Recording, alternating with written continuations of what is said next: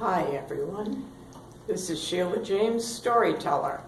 I'm in San Francisco on a sunny day, and it's June 23rd, 2015. Today I'm going to talk about the trips. I took 2 trips with Sarah Vann, who was Dean of the Library School at the University of Hawaii, Manoa. And one of the trips, the main part was to Wales and the UK. And the second trip was to Scotland and the UK. They were very different in their focus, but they were extremely different into anything I have ever experienced where I thought I was going to be speaking the English language with English speakers. But it's very, very different. Going to Wales with Sarah and a group of librarians, when we arrived at Heathrow Airport in London and going through, passing through immigration, the man said to me, where are you going, miss? And I said, well, I'm going to Wales, but I don't know where it is. I can't say it, spell it. And he said, I know where you're going. You're going to Aberystwyth. I said, that's it. That's where I'm going. We went there for about 10, maybe 12 days. At that time, the university in Aberystwyth was the main library for the UK. And Sarah, being the dean of the library school in Hawaii, was welcomed with her group. We stayed in dorms at the university, and we had a number of adventures. First of all, though, I finally learned to be able to say Aberystwyth and to know that Aber, which is a number of towns that start with that, means you are at the mouth of a river going into the bay. So anytime Aberdeen, there are other Abers, that's what Aberystwyth is. The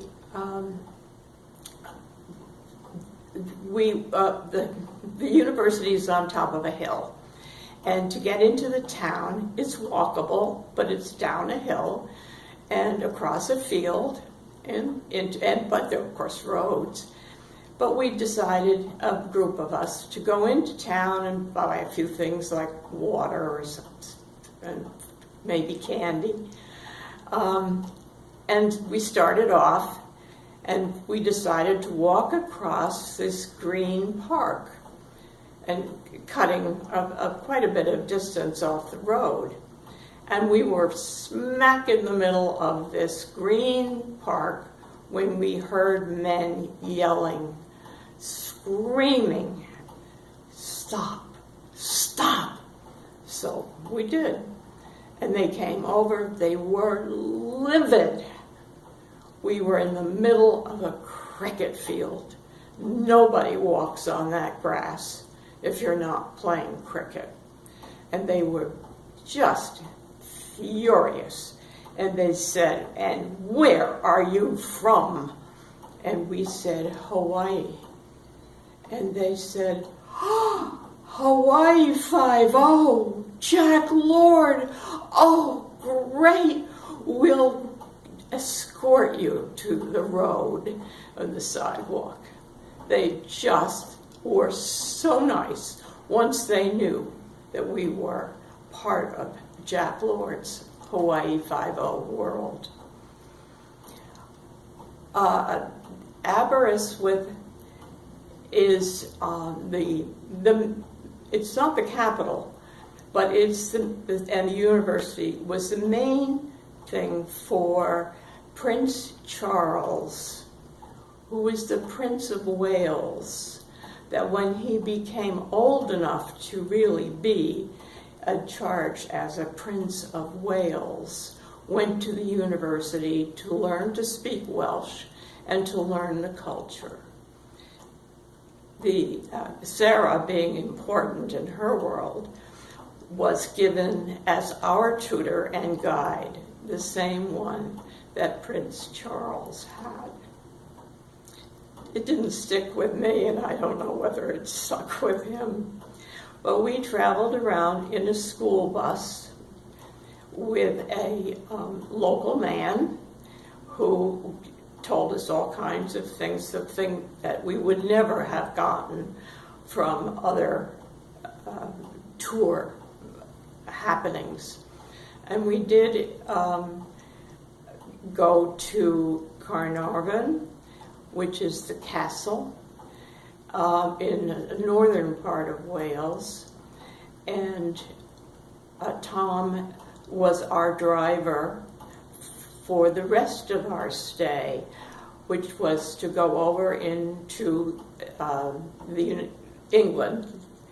And we went to Hadrian's Wall. And out of a group of about 20 people, I was the only one who walked on the wall. It was built by the Romans to keep the terrible Scots from coming into England. The Romans are willing to fight all kinds of people, but they really didn't want to fight the Scots. Tom, the driver's main interest in life was horse racing. And every day he would get the local rag that told about the horse races. So at the very end of the tour, we had a weekend before Tom would be taking us to the airport or wherever the people were going. And the last day being a Sunday, many of the group wanted to go to church, which they walked to. But as a non-church goer, and Sarah didn't go to church either, although she was a church goer, and two other women went with Tom to the horse races, and we went to Ascot. Now, Royal Ascot is when the Queen attends and you dress up and you do very fancy things. This was dirt. We had to cross a railroad track and walk across the race track to get to the viewing stands, which were just outside like a high school football field. And you would make your bets from men who were standing on boxes.